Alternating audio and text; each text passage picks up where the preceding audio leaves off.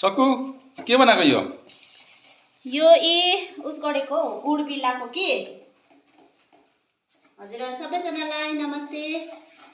Good बिल्ला र अब भोलिको लागि तिलको लड्डु बनाऊँ भनेको। भोलि मकर संक्रान्ति हो हैन। अनि यी तिल पनि भुटेर राखिरहेको छु हो। तिलको लड्डु तिल भुटेर राखिरहेको छु। तेलको लड्डु बनाऊँ भनेको। अन्त फलरहरु पनि अब उसिनी राखौँ भनेको। तरुलहरु संक्रान्तिको लागि रेडी गर्दैछु। हजुरहरु सबैजनालाई ह्यापी मकर संक्रान्ति है एडभान्समा।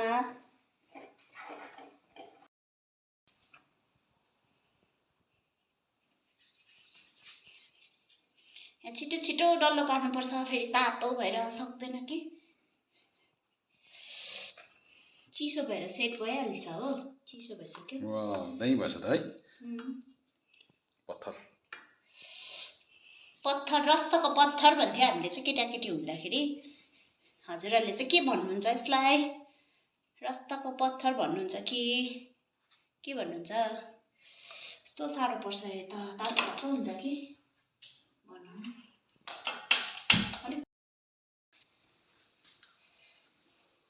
यो चाहिँ मुरैको डल्ला बनाएको साथीहरु।